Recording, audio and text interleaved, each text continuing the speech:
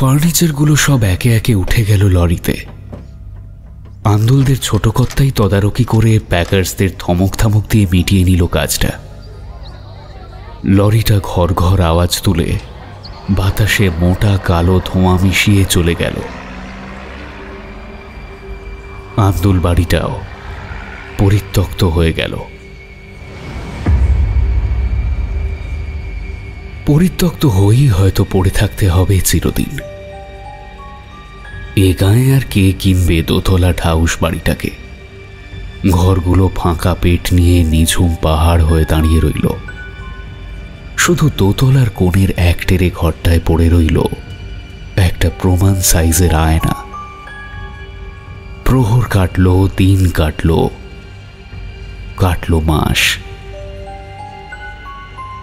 আন্দুল বাড়িটা গাঁয়ের দক্ষিণ প্রান্তে দাঁড়িয়ে রইল একদম একা হয়ে। বাড়ির উঠোনে যে ঝাঁকড়া আম গাছটা আছে সে শুধু পাতার স্তূপ জড়ো করল সিমেন্ট বাঁধানো উঠোনে। আর সেই আয়নাটা, যাকে আন্দুল বাড়ির ছোট কর্তা ভীষণ অবজ্ঞায় ফেলে রেখে চলে গেছে, সে ঘুলঘুলি দিয়ে আসা আলোর আঁচ গায়ে মেখে চুপ করে দাঁড়িয়ে রইল এক বুক প্রত্যাশা নিয়ে। কেউ আসবে, অবশ্যই আসবে। আয়নার সেই প্রত্যাশা কি সফল হবে? সত্যি কি কেউ আসবে? তবে কি সেই আশাটাই রচনা করবে নতুন গল্পের, নিষ্ঠুর মর্মান্তিক এক গল্পের? সময় হয়তো এর উত্তর দেবে।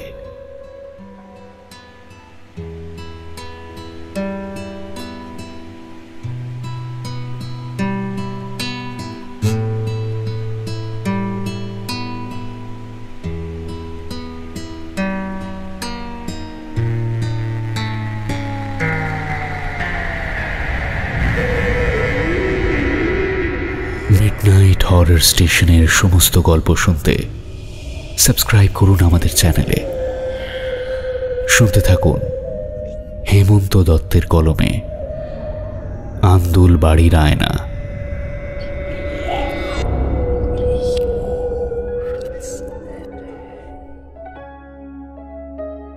বছর ঘুরে গেল। গাঁয়ের মানুষজন ভুলতে বসলো আন্দুল বাড়ির কথা। আর ঠিক তখনই দেখা গেল মিঠু রাস্তায় ধুলো উড়িয়ে একটা ছোট লরি এসে হাজির হলো আন্দুল বাড়ির সামনে। গাড়ির ভেতর থেকে সামান্য কিছু ফার্নিচার আর প্রয়োজনীয় জিনিসপত্রের সাথে নামল বছর 25-26-এর এক যুবক। মুখ ভোলে ভালা, চুল উস্কো খুস্কো, গলার স্বর নরম। সামান্য ফার্নিচারের সম্ভার নামাতে লাগলো একে একে। সব নামানো হলে ছেলেটি নরম সুরে কাউকে ডাক দিল, এই তুমি নেমে এসো এবার, বলে যুবকটি হাত বাড়িয়ে দিল। ছোট লরিটার সামনের অংশ থেকে বের হয়ে এলো পদ্ম ফুলের পাপড়ির মতো একটা হাতের তালু। যুবকটির হাত ছুঁল সেটা। তারপর ঝুপুক করে নামল একটি বছর 22-এর মেয়ে। কৌতূহলী চোখে সে তাকালো চারদিকে। বড় বেশি না কুঁচু মানুষও দেখলে মেয়েটাকে এক বাক্যে সুন্দরী বলবে। যুবকটি আবারও নরম সুরে বলল, এই মঞ্জুরি, আমি এগুলোকে ঘরে নিয়ে যাচ্ছি, তুমি এক কাজ করো, তুমি এগিয়ে চলো। বড় আন্দুল বাড়িটার সামনে হুট করে একটা লরি জিনিসপত্র নিয়ে হাজির হতে গাঁয়ের কচিকাঁচা থেকে বুড়ো বুড়ি সকলের কপালেই ভাঁজ পড়েছিল। বেশ কয়েকজন এসে হাজির হয়েছিল সামনেটাতে। উঁকি ঝুঁকি দিচ্ছিল যারা, তারা প্রথমে জিনিসপত্রগুলোই দেখছিল কিছুটা কৌতূহল নিয়ে। কিন্তু যখন লরির ভিতর থেকে এমন সুন্দর একখান মেয়ে ছেলেকে নামতে দেখল, তখন প্রায় প্রত্যেকেরই বুকে আর মুখে ঢেউ উঠল। পুরুষের দলটাতে অনেকেই আহা চুকচুক শব্দ করল, অনেকে সেটুকু করতে না পেরে নাক দিয়ে কেমন একটা হতাশাব্যঞ্জক ফোঁস শব্দ ছাড়ল। কৌতূহলী দলে যে 2-4 মহিলা ছিল, তারাও যেন কোনো এক অজানা রাগে ফোঁস ফোঁস শব্দ তুলে জায়গাটা ত্যাগ করল। মহিলাদের মন স্বয়ং ব্রহ্মাও জানেন না, তাই তারা ঠিক কী কারণে সুন্দরী মেয়েটিকে দেখে রাগের ব্যঞ্জনা ছাড়ল তা অজানাই থেকে গেল। মঞ্জুরি নামক সুন্দরী অবশ্য এসবকে যেন বিশেষ গ্রাহ্য করল না। চৌকাঠ টপকে ভিতরে ঢুকে গেল। যখন সব ফার্নিচার আর অন্যান্য জিনিসপত্র ভিতরে ঢুকে গেল এবং লরিটা গায়ের বাতাসে ধোঁয়া ছুঁড়ে দিয়ে মিলিয়ে গেল, তখনও জনাকতক ছোকরা চোখ কিছুটা বড় করে আন্দুল বাড়ির খোলা দরজা দিয়ে তাকিয়েছিল কিছু দেখতে পাওয়ার প্রত্যাশায়। প্রত্যাশা অবশ্য বিশেষ একটা পূরণ হলো না। দাঁড়িয়ে থাকাটাও অর্থহীন হয়ে গেল। জায়গাটা একটু পরে পুরোপুরি শূন্য হয়ে গেল।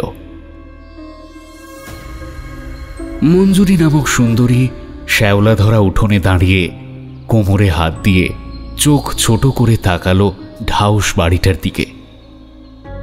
ঝাঁকড়া আম গাছটা থেকে একটা শুকনো পাতা নিঃশব্দে ঝরে পড়ল মঞ্জুরির মাথায়।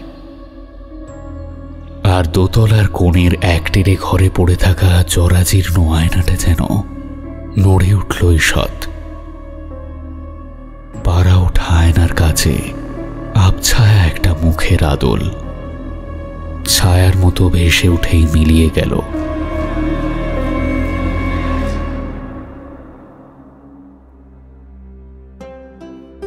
কেটে গেল সপ্তাহখানেক।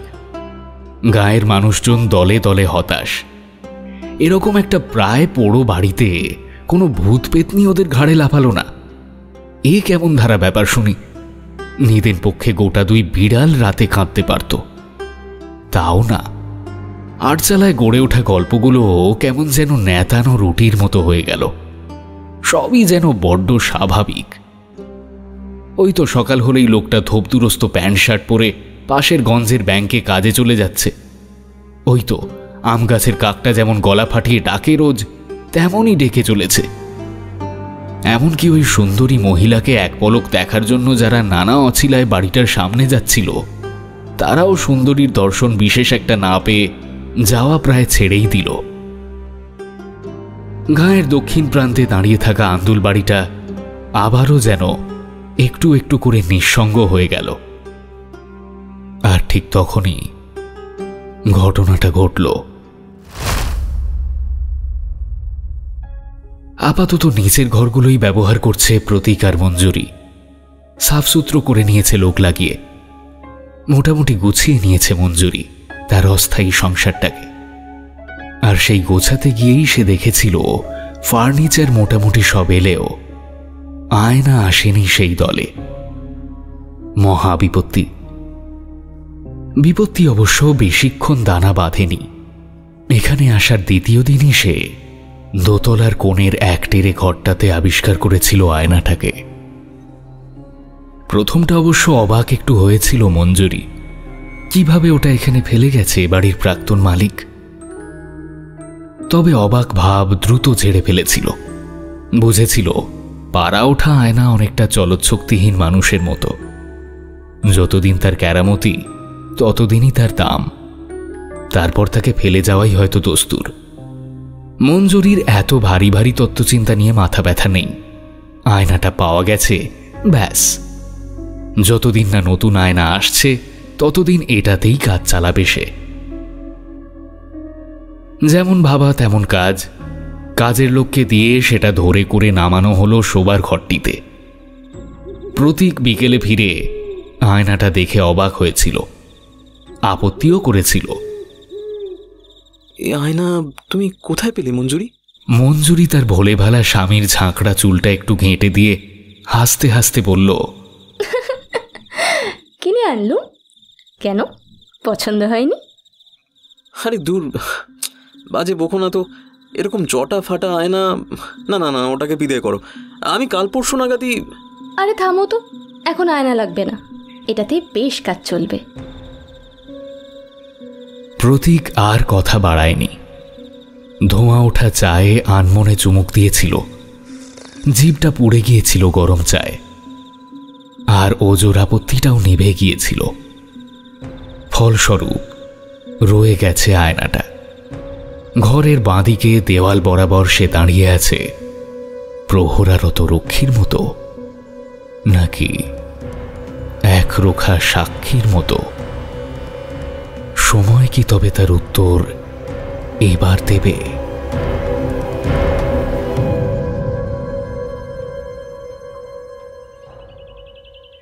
সেদিন এই বিকেল নাগাদ ঘটল প্রথম ঘটনাটা।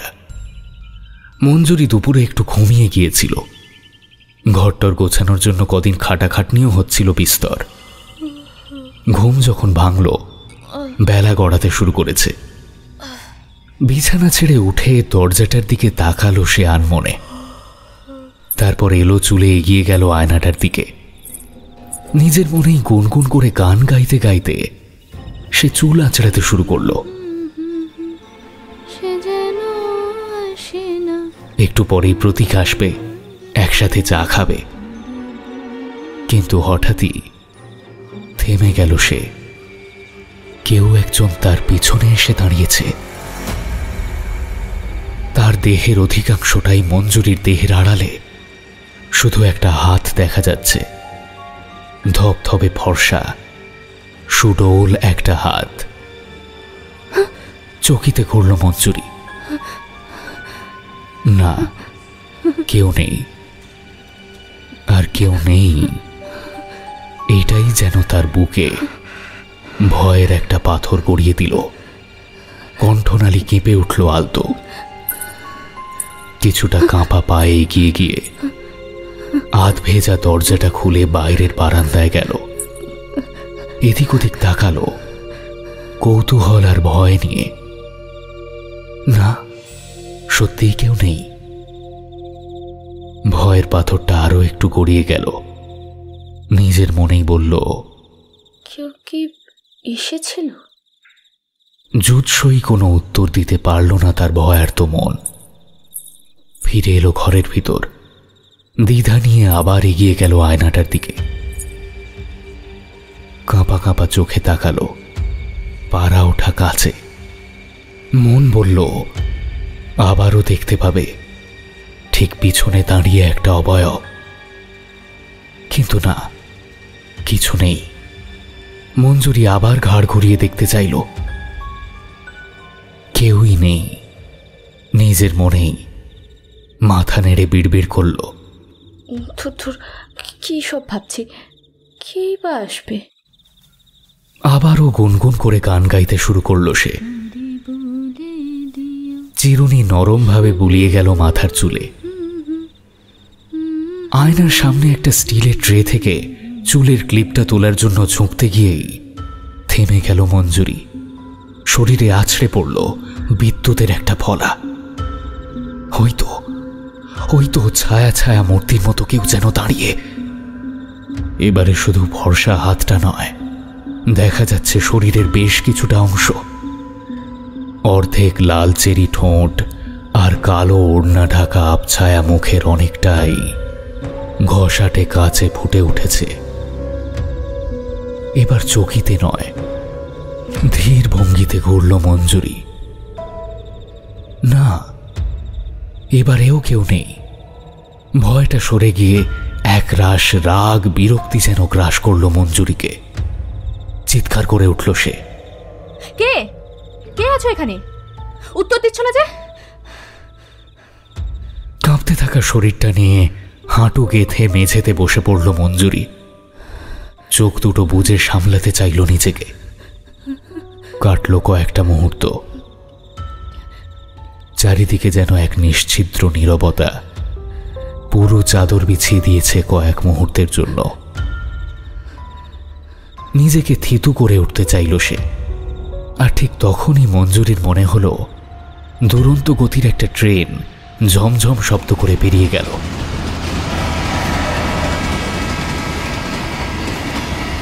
গোটা বাড়িটা যেন কাঁপিয়ে দিল ওই দুরন্ত গতির ট্রেনটা।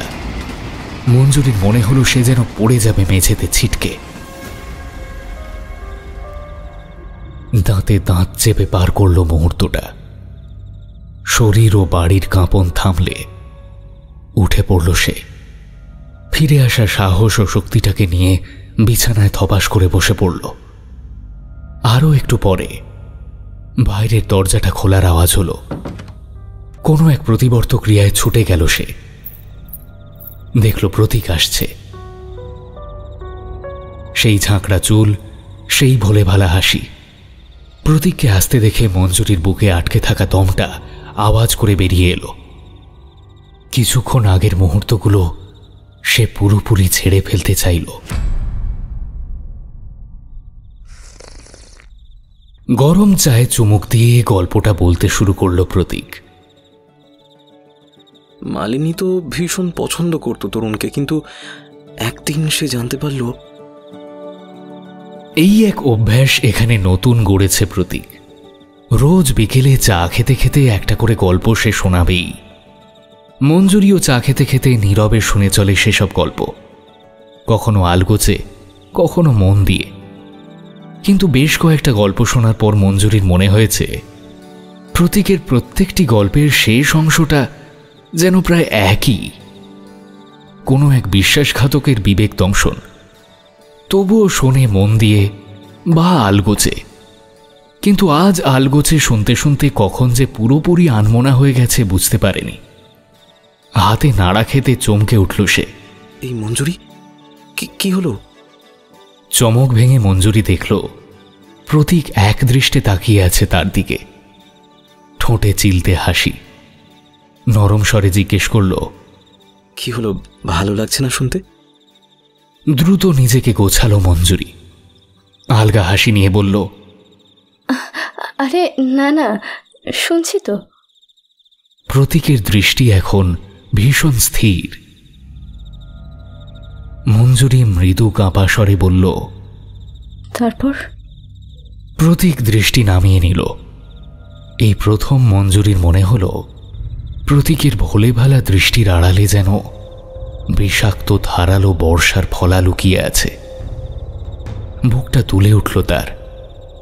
প্রতীক আবারও বলতে শুরু করল, তারপর তো মালিনী চন্দ্রাকে ভীষণ জোরে একটা ঠেলা দিল, আর চন্দ্রার দেহটাও।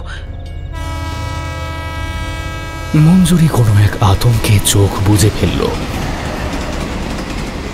একটা দ্রুতগতির ট্রেন ঝমঝম শব্দ করে চোখের পলকে পেরিয়ে গেল। কেঁপে উঠল পায়ের তলার মাটি।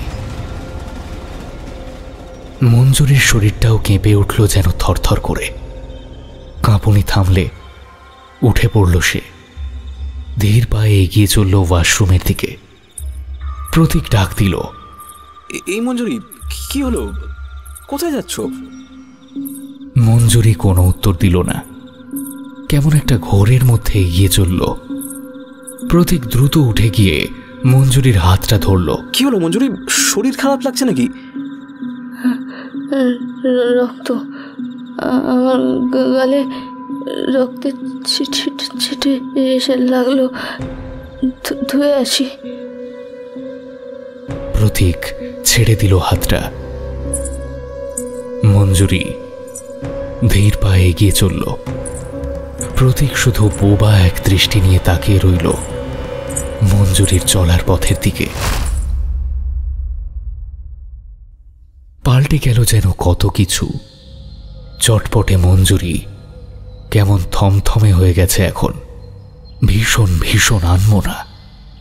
মাঝে মাঝে চমকে চমকে উঠছে সে, কিন্তু চমকটা যে কিসের কে জানে।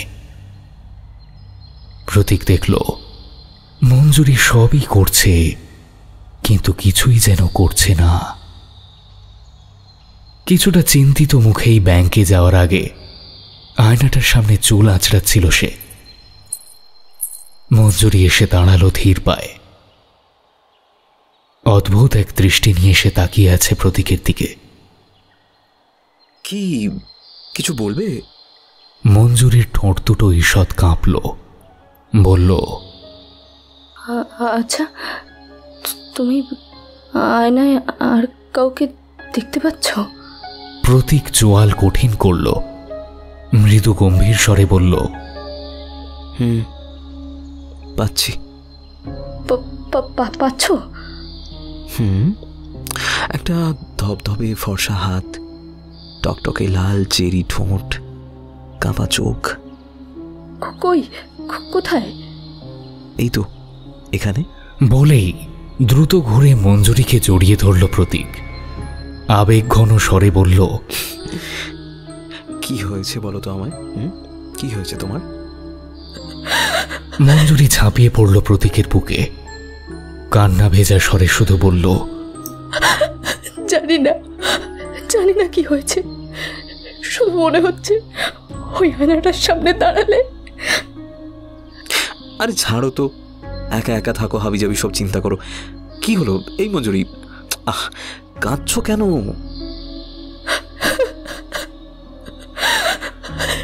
মঞ্জুরির চোখের জল ভাসিয়ে দিল প্রতীকের বুকের জামার অংশটা। দুটো ফর্সা হাত আরো নিবিড় করে জড়িয়ে ধরল প্রতীকের কোমর। ভীষণ একটা ভরসা যেন আবিষ্ট করল মঞ্জুরিকে। তার মনে হলো এই মানুষটা তার কাছে থাকলে ভয়ের কিচ্ছু নেই। এইবার ছাড়ো আমায়, দেরি হয়ে যাচ্ছে তো। মঞ্জুরি প্রতীককে ছেড়ে দিয়ে গাল বেয়ে গড়িয়ে নামা জলের স্রোতটাকে মুছল হাতের চেটোতে। প্রতীক মঞ্জুরির গালে একটা টুসকি দিয়ে বলল, একদম উল্টোপাল্টা চিন্তা করবে না। বিকেলে চায়ের আসরে একটা জম্পেশ গল্প শোনাবো, ততক্ষণ বিন্দাস থাকো। একদম চিন্তা নয় কিন্তু। চলে গেল প্রতীক। মঞ্জুরি বারান্দায় দাঁড়িয়ে রইল যতক্ষণ না প্রতীক বিন্দু হয়ে মিলিয়ে যায়। তারপর ফিরে এলো ঘরে, শ্রান্ত শরীরটা এলিয়ে দিল বিছানায়। বুকের ভিতর ঝড়টা থেমে গেছে এখন। প্রতীকের দেওয়া সান্ত্বনাই হোক বা যে কোনো কারণেই হোক, তার মনে হচ্ছে সব মনের ভুল, এমন হতেই পারে না। ঝাড়া দিয়ে উঠল মঞ্জুরি। ঝেড়ে ফেলতে হবে সব, ঝেড়ে ফেলতেই হবে। আবারও গুছিয়ে চলতে হবে, যেমন চলছিল কদিন আগেও। জমতে থাকা সমস্ত ভয়কে এক লহমায় ছুঁড়ে ফেলে দিল সে। ধীর পায়ে এগিয়ে গেল আয়নাটার দিকে। স্থির দৃষ্টি ফেলল কাছে। অপেক্ষা করল কোনো প্রতিবিম্ব সেখানে ফুটে ওঠে কিনা দেখার জন্য। না, কিছু নেই, কেউই নেই। মঞ্জুরি অস্ফুট স্বরে বলল, কি করে থাকবে, সবই তো মনের। কথাটা যেন গলাতেই আটকে গেল। কাছে একটু একটু করে ফুটে উঠছে একটা আবছায়া অবয়ব, ফর্সা সুডোল হাত, তীক্ষ্ণ দৃষ্টি, মুখ কালো কাপড়ে ঢাকা। আয়নায় তুলছে প্রতিবিম্বটা। মঞ্জুরি যেন পাথর হয়ে যাচ্ছে। এই মুখটা তো। গলায় একতলা পাথর আটকে গেল যেন। আয়নায় ফুটে ওঠা অবয়বটার দৃষ্টি শানিত ছুরির ফলা। ভীষণ এক ব্যঙ্গের হাসি ফুটে উঠছে সেখানে। আবছা অবয়বটার ডান হাতটা উঠল একটু একটু করে, তর্জনী নিবদ্ধ মঞ্জুরির দিকে। চেরি লাল ঠোঁট দুটো বিড়বিড় করে কিছু বলছে। মঞ্জুরির শরীরটা যেন নিয়ন্ত্রণ হারাতে চাইছে। আবারও ছুটে আসছে দুরন্ত গতির ট্রেন, ঝমঝম শব্দ তুলে। একতলা রক্ত ছিটকে এসে লাগলো অবয়বের মুখে। ব্যঙ্গের হাসিটা যেন ধারালো হলো আরো। আর মঞ্জুরির দেহটা নিয়ন্ত্রণ হারিয়ে পড়ে গেল আয়নার পাশে রাখা ছোট্ট অস্থায়ী বইয়ের শেলফটার উপর। অসাড় হয়ে আসা হাতটা আঁকড়ে ধরতে চাইল কিছু একটা। চোখ দুটো ঝাপসা হয়ে এলো। বই শেলফ সহ মঞ্জুরির দেহটা সশব্দে পড়ে গেল মেঝেতে।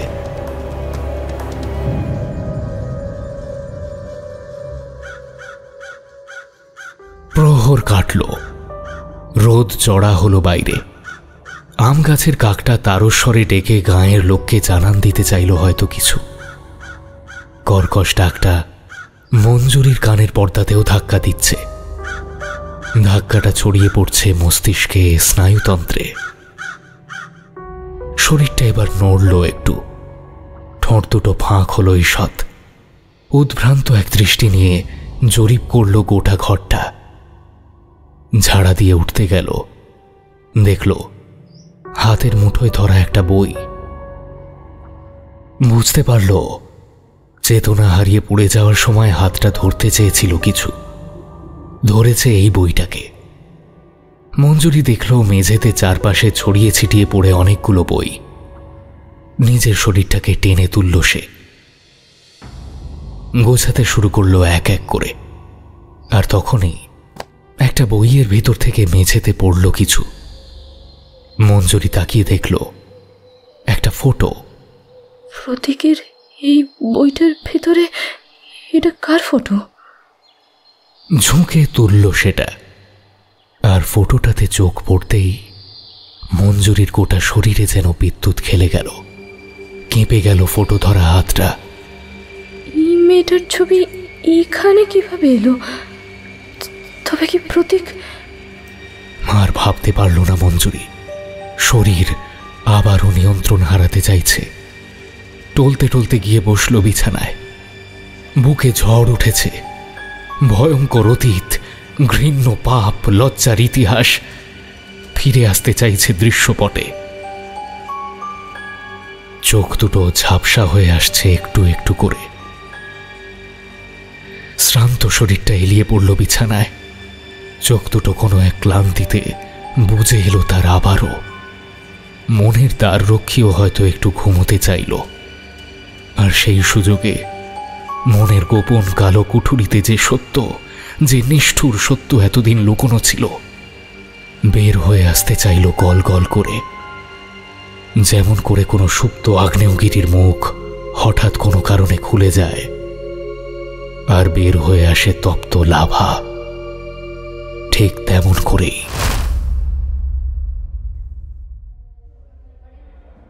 কি হলো, উত্তর দিচ্ছ না কেন? সূত্রটা জানো না তুমি? কানের লতি বেয়ে ঘামের ফোঁটাটা নিঃশব্দে খোলা খাতাটার উপর ঝরে পড়ল। বুকের ভেতরটায় ঠিপ ঠিপ করে কেউ যেন ঢাক পেটাচ্ছে। কানের ভিতর ভোঁ ভোঁ একটা শব্দ। গোটা ক্লাস এখন তাকিয়ে আছে মঞ্জুরির দিকে। মঞ্জুরি অঙ্কের এই সূত্রটা জানে, কিন্তু রাশভারী এই মানুষটা, আর সাথে এতগুলো ছেলে মেয়ের দৃষ্টি তার উপরে, তাই গলা দিয়ে কোনো শব্দই যেন বের হতে চাইছে না। আরে বাবা, কি হলোটা কি? তুমি কি উত্তরটা দেবে নাকি সঙ্গের মতো দাঁড়িয়ে থাকবে? হ্যাঁ, সূত্রটা হলো কোসেক থিটা। বোঝা গেছে, বোঝা গেছে, জানা নেই। কি নাম তোমার? মঞ্জুরি, মঞ্জুরি সাহা। মঞ্জুরি? কোথা থেকে এসেছো? বাড়ি রায়গঞ্জে। এখানে একটা পিজিতে থাকি। বাবা মাকে ছেড়ে এখানে পড়ে আছো, তা পড়াশোনার এমন হাল কেন? ঝাঁঝালো কথা হয়তো আরো চলতো, কিন্তু ক্লাসের ঘন্টা পড়ল। শিক্ষক সহ ক্লাসও ফাঁকা হলো একটু একটু করে। শুধু শূন্য ক্লাসে দাঁড়িয়ে রইল মঞ্জুরি, একা। কয়েক ফোঁটা জলের বিন্দু আবারও ঝরে পড়ল খোলা খাতায়। তবে এ বিন্দু ঘামের নয়, চোখের। সারাদিনের অস্বস্তিটা বুকের মধ্যে নিয়েই কলেজ ক্যাম্পাস ছাড়িয়ে পিজির দিকে পা বাড়িয়েছিল মঞ্জুরি। কলেজে প্রথম দিনটাই যে এমন যাবে, যেদিন ভর্তি হয়েছিল সেদিনও ভাবেনি সে। এই যে মেয়ে, একটু দাঁড়াও। কয়েক পা যেতেই গমগমে গলাটা আবার কানে এসে লাগলো। আলতো ঘুরল মঞ্জুরি। রাশভারী মুখটার দিকে এক পলক দৃষ্টি ফেলেই চোখটা নামিয়ে নিল। কি নাম যেন বলেছিলে? মঞ্জুরি সাহা। হ্যাঁ, মঞ্জুরি, মঞ্জুরি। শোনো, আমার বাড়ি এখান থেকে মিনিট 5 হেঁটে। হ্যাঁ, সবুজ রঙের দোতলা বাড়ি। তমাল স্যারের বাড়ি বললে যে কেউ দেখিয়ে দেবে। সন্ধে 7টায় খাতা পেন নিয়ে চলে যেও। মানে আসলে সন্ধে 7টায় আমার বাড়ি, খাতা পেন আর মনোযোগ। মঞ্জুরিকে কিছু বলার সুযোগ না দিয়ে হন হন করে হাঁটা দিল স্যার, কিন্তু কয়েক পা গিয়েই থেমে ঘাড় একটু ঘুরিয়ে বলল, আর শোনো, যদি তমাল স্যারের নাম বললে কেউ না চেনে, তাহলে বলবে বুড়ো বাঘের বাড়ি। যে কেউ দেখিয়ে দেবে। বলেই আবারও হনহন করে সামনের রাস্তায় অদৃশ্য হয়ে গেল। এই প্রথম মঞ্জুরির বুকের অস্বস্তিটা সরে গিয়ে কেমন যেন একটা হাসি পেল। আপন মনেই বলল, বাঘই বটে, তবে বুড়ো হলেই ভালো। 7টা বাজার মিনিট খানেক আগেই পৌঁছালো মঞ্জুরি সবুজ রঙের দোতলা বাড়িটার সামনে। না, বুড়ো বাঘ পরিচয়টা দিতে হয়নি। ঠিক সন্ধে 7:10 শুরু হলো পড়া। শেষ যখন হলো তখন রাত প্রায় 10টা। তবে এই একটা সিটিংয়েই শিক্ষক এবং ছাত্রীর দুজনেরই মনের পরিবর্তন হয়েছে অনেকটা। স্যার বুঝেছেন ছাত্রী হিসেবে মঞ্জুরি বেশ শার্প, নিষ্ঠা থাকলে অনেক দূর যাবে। আর মঞ্জুরি বুঝেছে স্যারকে যতটা ভয়ঙ্কর ভেবেছিল আসলে স্যার ঠিক ততটা নন। একটু গম্ভীর, কিন্তু স্নেহের বাঁধনে বাঁধতে জানেন। দেওয়াল ঘড়িটায় চোখ পড়তেই স্যার হাই হাই করে উঠল। এই রে, অনেকটা রাত হয়ে গেছে। দাঁড়া দাঁড়া দাঁড়া, তরুকে বলি তোকে একটু এগিয়ে দিয়ে আসুক, নতুন জায়গা। তরু, আয় তরু। মঞ্জুরি জানে স্যারের স্ত্রী বিয়োগ হয়েছে বেশ কয়েক বছর। স্যারের যে মেয়ে আছে তা সে জানত না, কিন্তু ঝটকা খেল যখন দেখল একটি 26 বছরের যুবক এগিয়ে আসছে। মুখে আলগা গাম্ভীর্য নিয়ে সে এগিয়ে আসছে সামনের বারান্দা ধরে। স্যার ইশারা করে বললেন, শোনো, ওকে একটু ওর পিজি পর্যন্ত এগিয়ে দিয়ে এসো, যাও। তরু নামের যুবকটি যেন একটু আপত্তি করতে যাচ্ছিল। স্যার কঠিন দৃষ্টিতে তাকালো তার দিকে। তরু আলতো মাথা নেড়ে পা বাড়ালো।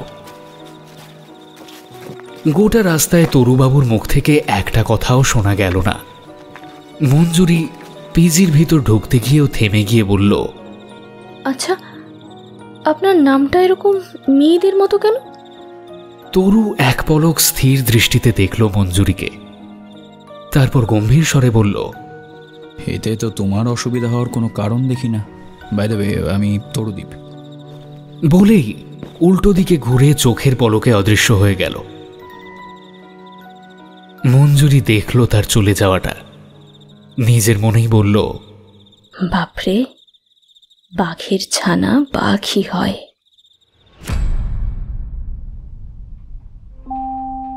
ম্যাথ কোচিং চলল বেশ কয়েক মাস। এই কমাসে মঞ্জুরির অঙ্কের উন্নতি অনেকটা হলেও বাঘের ছানার সাথে সম্পর্কটা যেন সেভাবে পোক্ত হচ্ছে না। মাঝে আরও দিন 3-4 দিয়ে গেছে পিজি পর্যন্ত, কিন্তু কথা হয়নি। ব্যাপারটা একটু পাল্টালো জুলাইয়ের এক বিকেলে। আকাশে সারাদিনই থ্যাবড়া থ্যাবড়া মেঘ ঘুরছিল। বাড়িটার সামনে পৌঁছতেই ঝমঝমিয়ে নামল বৃষ্টিটা। কোনো রকমে বৃষ্টি থেকে মাথা বাঁচিয়ে চাপ দিল কলিং বেলে।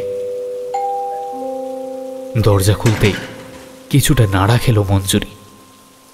দরজা খুলে দাঁড়িয়ে আছে স্বয়ং বাঘের ছানা।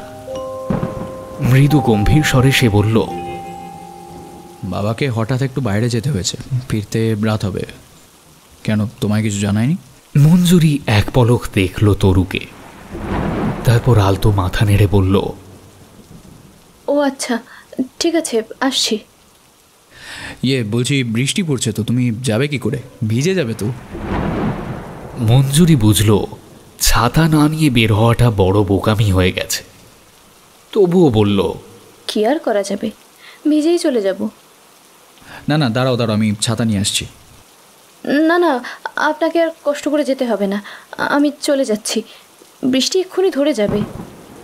যেতে অসুবিধা হবে না তো? হলেও আপনার তো সমস্যা হওয়ার কথা নয়। বলেই মঞ্জুরি হনহন করে বৃষ্টির মধ্যেই হাঁটা দিল। সে কেন যে এমন উত্তর দিল নিজেও জানে না। তবুও উত্তরটা দেওয়ার পর মনের ভেতরে যেন একটা চাপা কষ্ট বের হয়ে গেল। খুব হালকা ফুরফুরে লাগছে। বৃষ্টির মধ্যেই ভিজতে ভিজতে ফিরতে লাগলো সে নিজের পথে। ভোরের দিকে জ্বরটা এলো, ধুম জ্বর। রুমমেট নিতুই ডাক্তার ডেকে আনলো। ওষুধ চলল, জ্বরও নামল, কিন্তু শরীর যেন অসাড় হয়ে আছে। মাথায় ভীষণ যন্ত্রণা। বিছানাতেই শুয়ে রইল নির্জীব হয়ে। তবে একটু পরেই উঠতে হলো তাকে। নিতু খবর দিল কেউ নাকি তার সঙ্গে দেখা করতে এসেছে। অবাক হয়ে গেল সে। তার বাবার সাথে কিছুমাত্র আগেও ফোনে কথা হয়েছে। তাহলে কে? নিতু অবশ্য বলছিল তমাল স্যার নাকি আজ ক্লাসে তার খোঁজ করছিল। তবে কি স্যারই এসেছেন? তাই হবে হয়তো। অসার শরীরটা নিয়ে ওয়েটিং রুমের দিকে এগিয়ে গেল সে। কিন্তু ওয়েটিং রুমের চেয়ারে যাকে দেখল, তাকে দেখেই বুকের ভেতরটা কেমন ধক করে উঠল। মুখ থেকে আপনা হতেই বেরিয়ে এলো, এ কি আপনি?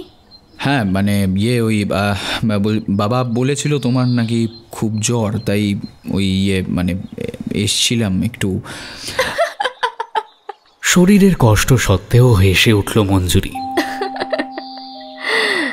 না, এখন ভালো আছি। কালকে বৃষ্টিতে ভিজে। আচ্ছা আমি আসি এখন।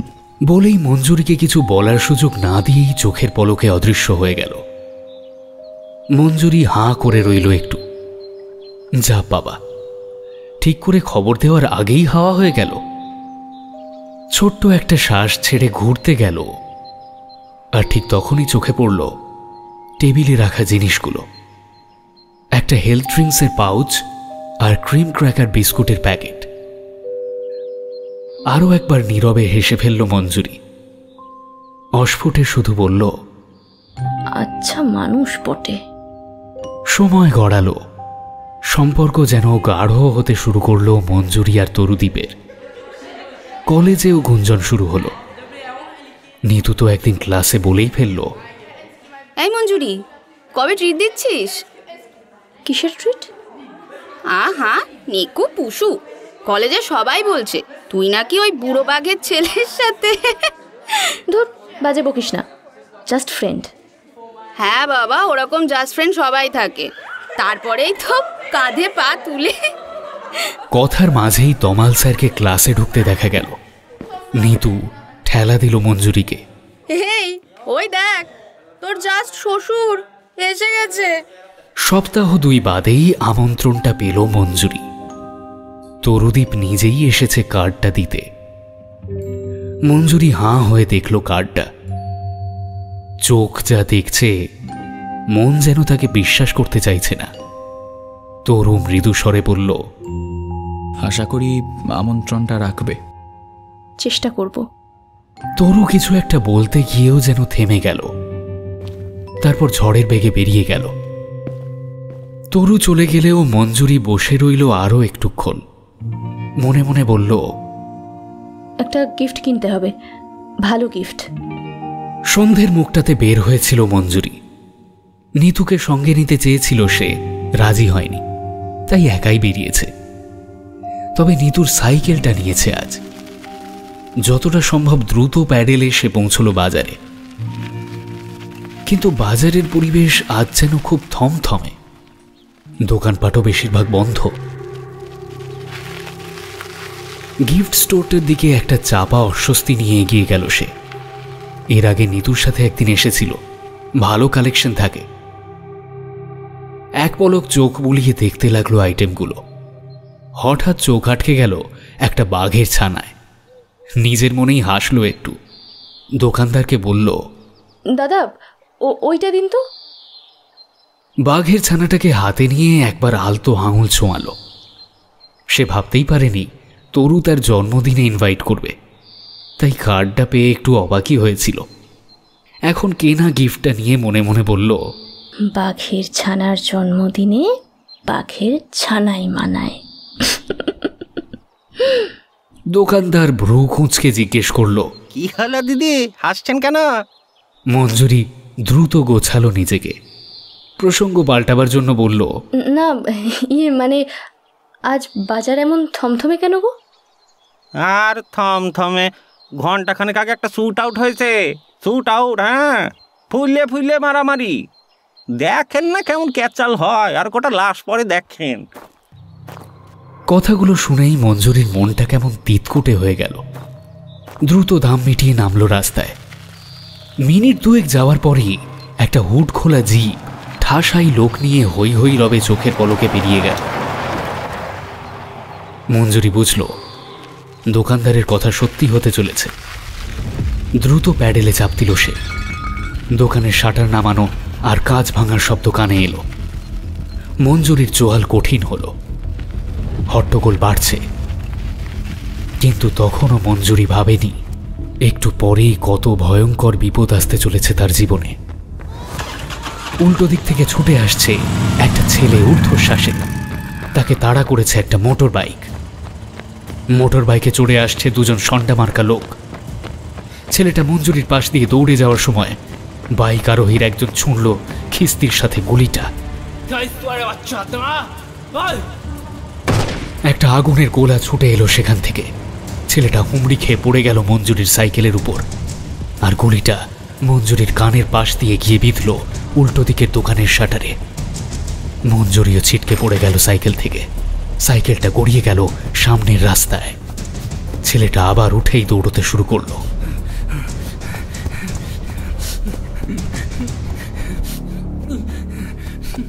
বাইকটা তাড়া করছে আবার।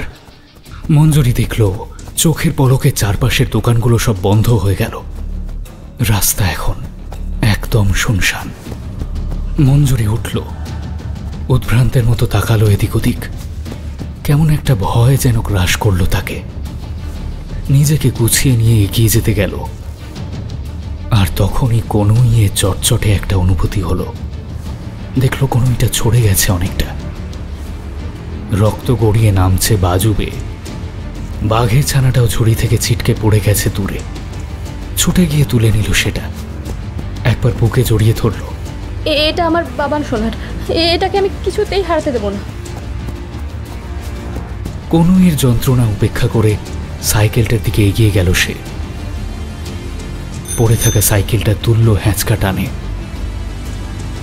তারপর ফিরতে শুরু করলো আবারও।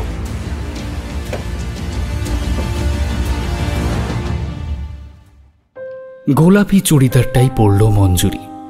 আয়নার সামনে ঘুরিয়ে ফিরিয়ে দেখল নিজেকে। নিতু টিপ্পনি দিল, আজ মনে হচ্ছে তোর জাজ ফ্রেন্ডের কিছু একটা গেল হবেই। জামান যা দিয়েছ মামুনি। মঞ্জুরি আলতো হাসল। কপালের টিপটা ঠিক করলো আরো একবার। তারপর বাঘের ছানাকে কোলে নিয়ে বের হলো সে। সবুজ বাড়িটা আজ বেশ আলো ঝলমলে। দোতলার বারান্দাটা রঙিন আলো দিয়ে সাজানো। গেটের মুখটা এসেই কোনো অজানা কারণে মঞ্জুরির বুকটা একবার থক করে উঠল। তরু হয়তো এতক্ষণ মঞ্জুরির জন্যই অপেক্ষা করছিল। দেখতে পেয়েই ছুটে এলো। আরে এসো এসো এসো এসো, কখন থেকে তাকিয়ে আছি। মঞ্জুরির বুকটা আরো একবার থক করে উঠল। কেমন যেন অজানা একটা ভয় বুকে গুঁড়ি মারছে। কিন্তু কিসের ভয়? নাকি চাপা আনন্দ আর প্রত্যাশাও বুকের ভিতর এমন অনুভূতিরই জন্ম দেয়? কি হলো মঞ্জুরি, দাঁড়িয়ে রইলে যে? এসো। আলগা হেসে মঞ্জুরি ভিতরে ঢুকল। লোকজন বেশ কিছু এসেছে। অনেকের হাতে ঠান্ডা পানীয়। তমাল স্যারের সাথে দেখা হলো। পকোড়া জাতীয় কিছু রয়েছে হাতে ধরা। সেটাতে একটা কামড় দিয়ে বলল, ও মঞ্জুরি, তুমি? এসো এসো। ইডিয়েটটা তাহলে মনে করে ইনভাইটটা করেছে। মঞ্জুরি একবার তরুদীপকে আলতো চোখে দেখেই মুখটা নামিয়ে নিল। মৃদু স্বরে বলল, হ্যাঁ স্যার, নিজে গিয়ে। বেশ বেশ। আচ্ছা হ্যাঁ, শোনো, আমি হয়তো একটু ব্যস্ত থাকবো। বেশ, ইডিয়েটটার জন্মদিনে সব লোকজনদের ডেকেছি, তো তাদের একটু তো দেখাশোনাও করতে হবে, বুঝেছো তো। ওর মা বেঁচে থাকলে অনেকটাই। যাই হোক, তুমি একটু নিজের মনে করে খেটে নিও, কেমন? আর হ্যাঁ, যাবার সময় একবার দেখা করে যাবে। কয়েকটা কোয়েশ্চেন পেপার রেডি করা আছে, নিয়ে যেও। চলে গেলেন স্যার। মঞ্জুরির একটু হাসি পেল। মনে মনে বলল, স্যার আপনিও না আজকের দিনে। কে যেন কানের কাছে বলল, কি স্যার করছো মামনি? শ্বশুরমশাই বলে পায়ে ঝাঁপিয়ে পড়। এই মঞ্জুরি, এদিকে এসো, কেক কাটা হবে। তরুদীপের ডাকটা শুনেই দ্রুত পায়ে এগিয়ে গেল মঞ্জুরি। বুকটা আবারও কেঁপে উঠল একটু।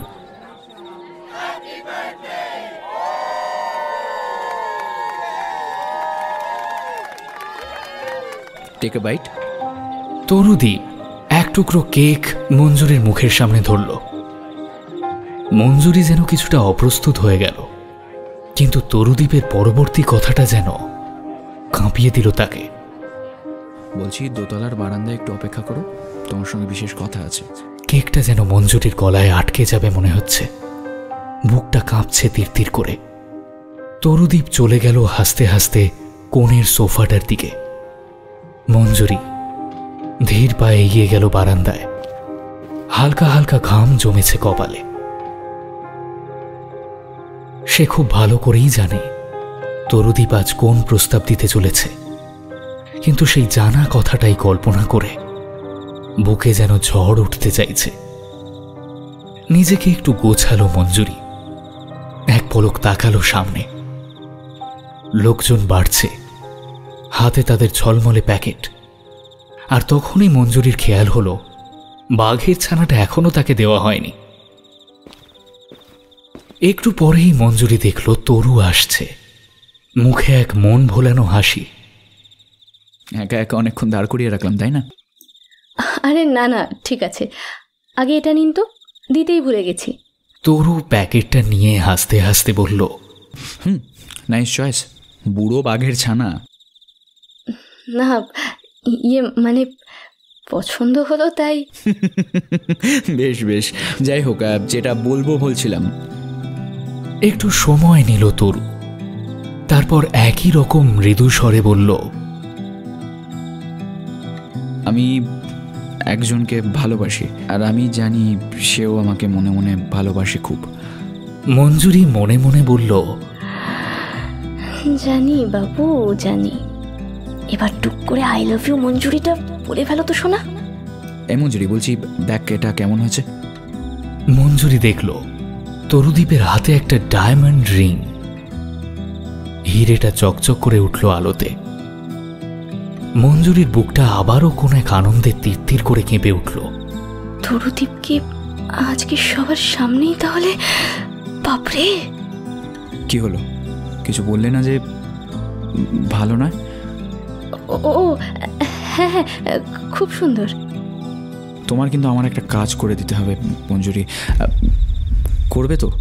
মঞ্জুরি এক মুহূর্তের জন্য থমকে গেল, কিছুটা উদ্ভ্রান্তের দৃষ্টিতে তাকিয়ে বলল, কি কাজ বলুন? ওই যে দেখো, সোফায় একজন বসে আছে, ওর নাম ইপসিতা। মঞ্জুরি দেখল মেয়েটিকে। ধবধবে ভরসা চেহারা, সুডোল হাত, লাল চেরি ঠোঁট, কার্লি চুল, কাঁধ পর্যন্ত ছাঁটা। তরু বলে চলল, আমার ব্যাচমেট, অনেক আগে থেকেই পছন্দ করি, এবং আমি জানি সেও আমাকে পছন্দ করে, কিন্তু বাইরে আমরা শুধুই বন্ধু। আমার মনের কথা এখনও সরাসরি বলে উঠতে পারিনি। আর তাছাড়া ইপসিতা খুব মুডি, আর তাই জন্য সরাসরি প্রপোজ মানে আসলে মানে আমি এসব ব্যাপারে একটু শেকি। তুমি যদি দয়া করে এই গিফটটা একটু ওকে, মানে এটার ভেতরে একটা চিঠিও থাকবে, তো তুমি শুধু মানে। মঞ্জুরি যন্ত্রচালিতের মতো হাতটা বাড়ালো। দিন ওটা। তরু মঞ্জুরির হাতে লাল বাক্সটা দিতেই সে সেটা শক্ত মুঠোয় চেপে ধরল। কনুইয়ের ছড়ে যাওয়া জায়গাটায় যন্ত্রণা হলো একটা। বুক ঠেলে কান্না উগড়ে আসতে চাইছে তার। দাঁত চেপে সেটা সামলাতে চাইল সে। তরুদীপ চলে যেতে গিয়েও দাঁড়িয়ে পড়ে বলল, আর একটা অনুরোধ, আজকে ওটা দেবে না। আসলে খুব মুডি তো, যদি কোনো সিন ক্রিয়েট করে ফেলে। বাবাকে তো চেনো, মানে আসলে। আপনি চিন্তা করবেন না, আমি ঠিক জায়গায় ঠিক সময়ই দেব। তরু এক গোছা থ্যাঙ্কস দিয়ে চলে গেল। আর মঞ্জুরির মনে হলো এক গাদা তপ্ত শেল যেন একসাথে তার বুকের ভেতরটা ঝাঁঝরা করে দিয়ে গেল। বারান্দায় জ্বলতে থাকা আলোগুলো মনে হলো যেন আগুনের তলা।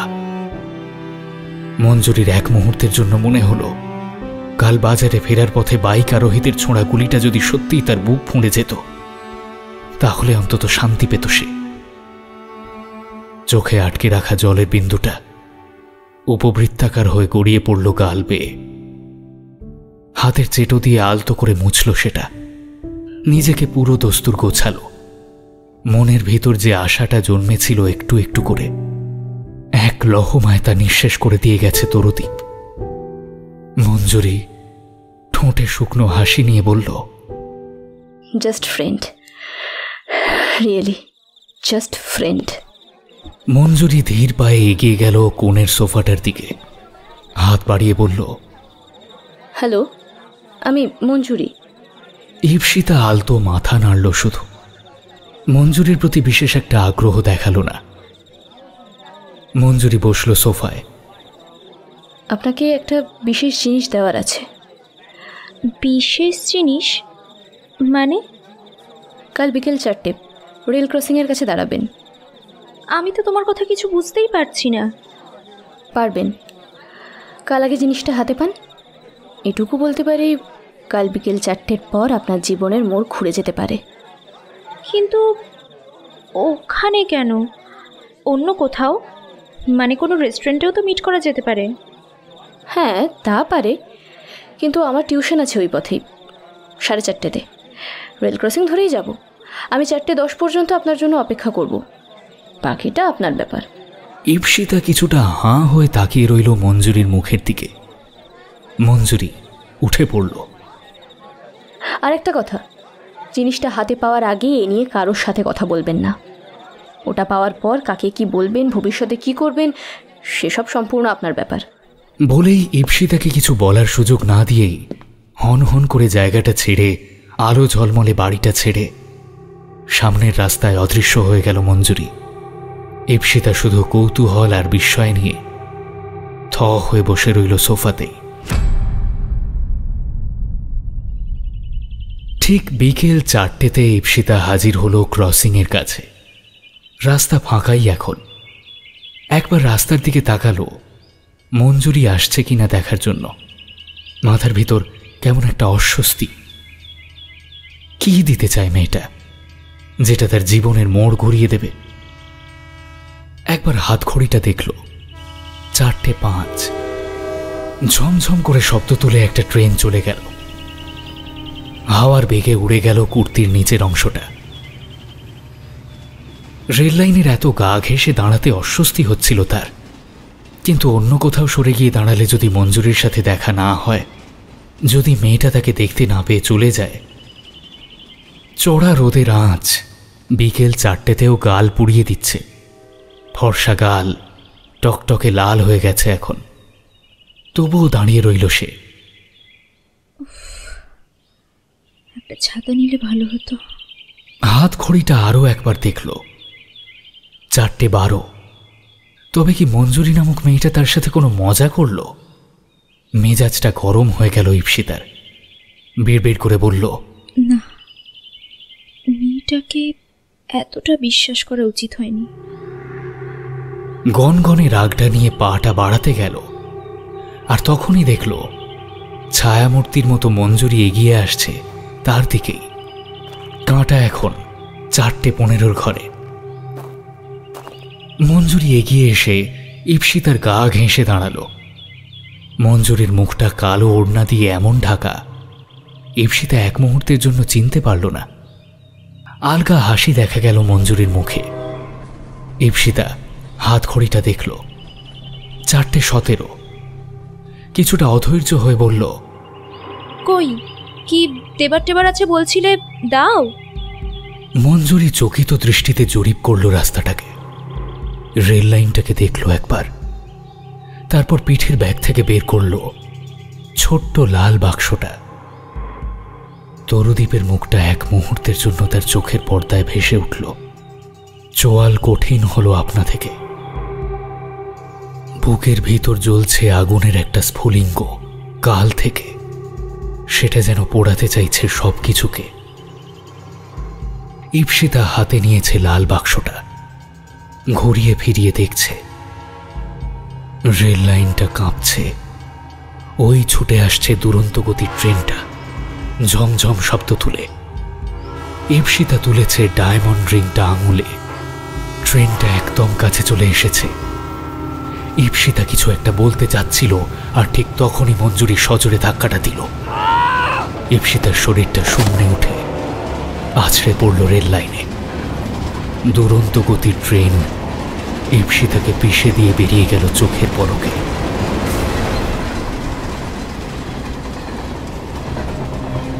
শূন্য তপ্ত রেল লাইনে একতলা মাংসপিণ্ডের মতো রক্তমাখা হয়ে পড়ে রইল শরীরটা।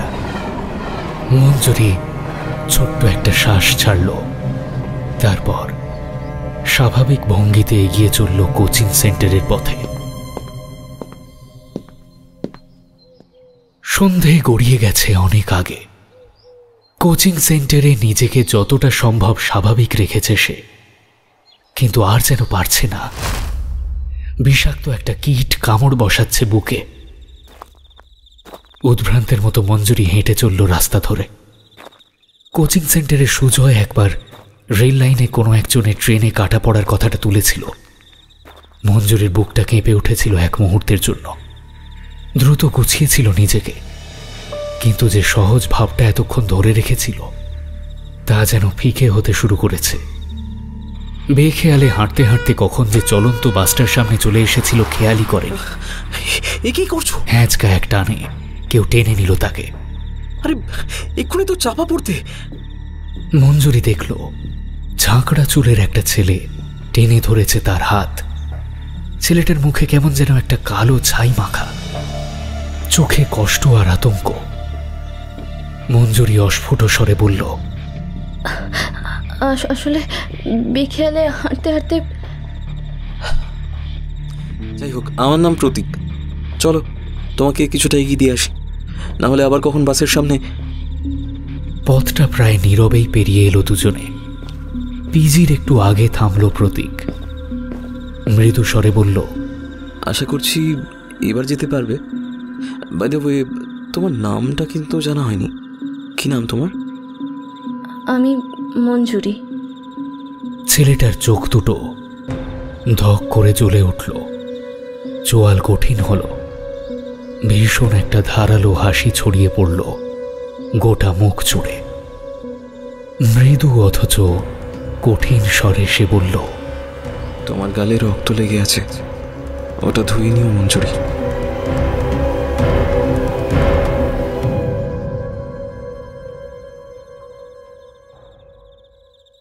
মঞ্জুরি চোখ খুলল।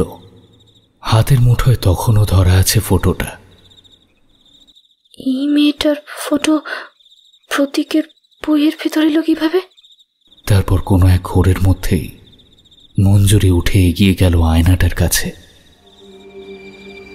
ভীষণ রাগে, ভীষণ আক্রোশে ছিঁড়ে কুটি কুটি করে দিল ফটোটা। দাঁত চেপে সামলাতে চাইল নিজেকে। সামলাতে তাকে হবেই। যে অতীত সে এতদিন মনের গোপন কুঠুরিতে বন্দি করে রেখেছে, যে সত্য এই পৃথিবীর কেউ জানে না, তাকে নিজের ক্ষণিক দুর্বলতা আর ভয়ের জন্য কিছুতেই প্রকাশিত হতে দেবে না সে। তরুদীপ নামের কোনো একজনকে চিরদিনের জন্য নির্বাসন দিয়েছে তার মন। প্রতীক সেই ভয়ঙ্কর ঘটনার দিন থেকেই তার মনে জায়গা করে নিয়েছে একটু একটু করে। ভোলে ভালা এই মানুষটা তার একমাত্র আশ্রয়, একমাত্র ভরসা। প্রতীক অনাথ। এই পৃথিবীতে তার আপন বলতে শুধু মঞ্জুরি। তার ভালোবাসায় কোনো খাদ নেই। না, মঞ্জুরি তাকে কোনো কষ্ট দিতে পারবে না। একবার দেয়াল ঘড়িটা দেখল সে আর চোখে। ওর আসার সময় হয়ে এলো।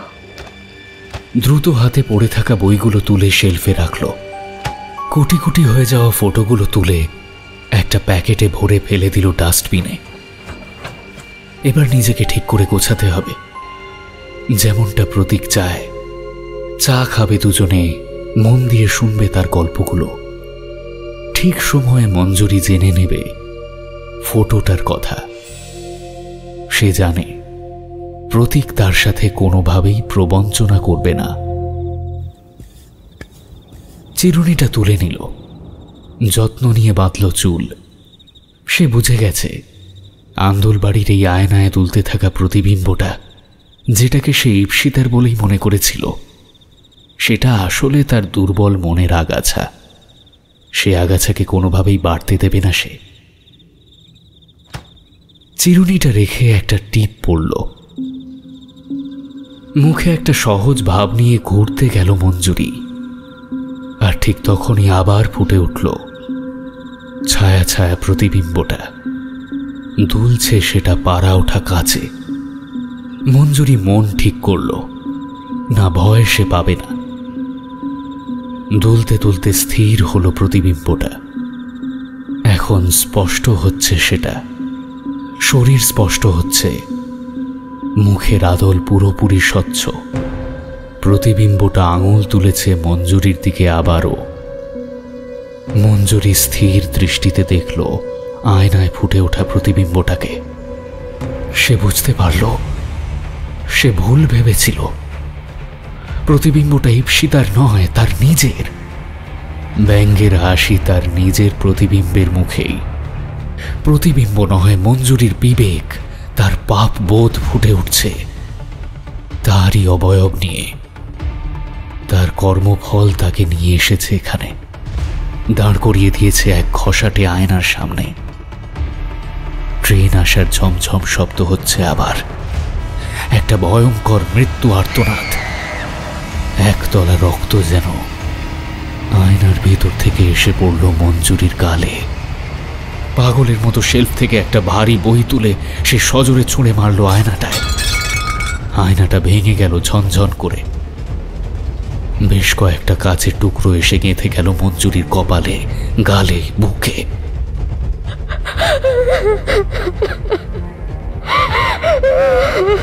হাউ হাউ করে কাঁদতে কাঁদতে লুটিয়ে পড়ল সে মেঝেতে।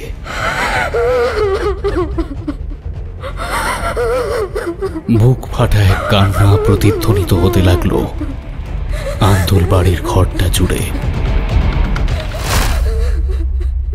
আয়না ভাঙার শব্দটা গেট খোলার সময় শুনতে পেয়েছিল প্রতীক।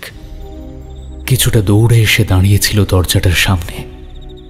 মেঝেতে লুটিয়ে থাকা মঞ্জুরির দেহটা স্থির দৃষ্টিতে দেখছিল। গাল চিবুক বেয়ে নামছে অনেকগুলো রক্তের স্রোত।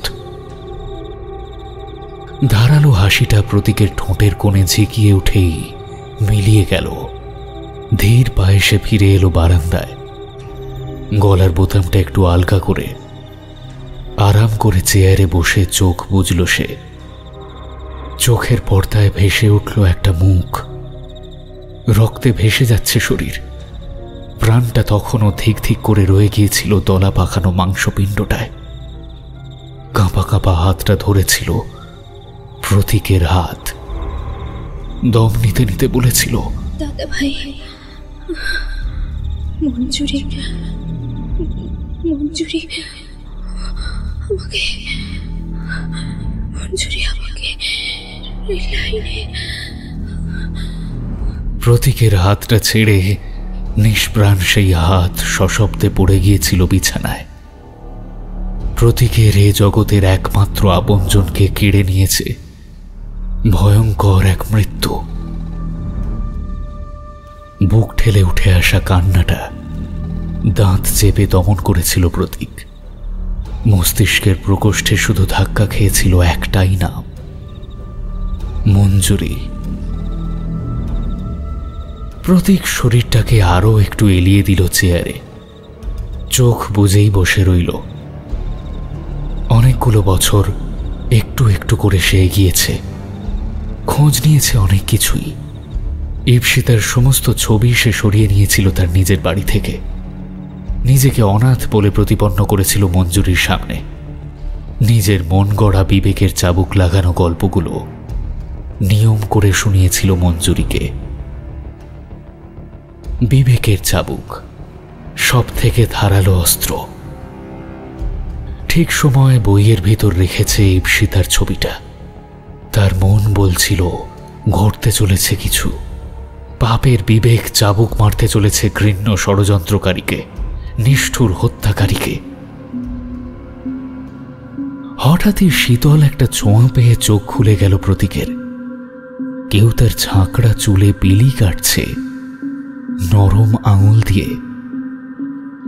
চমকে তাকিয়ে দেখল ঈপ্সিতা এসে দাঁড়িয়েছে। ধপধপে ফর্সা শরীরটা যেন আলোর বলয় দিয়ে ঘেরা। মৃদু স্বরে সে জিজ্ঞেস করল, দাদা ভাই, এবার শান্তি পেলি? প্রতীক চোখ বুঝল আবারও। অস্ফুটে শুধু বলল, ভীষণ শান্তি রে, ভীষণ শান্তি।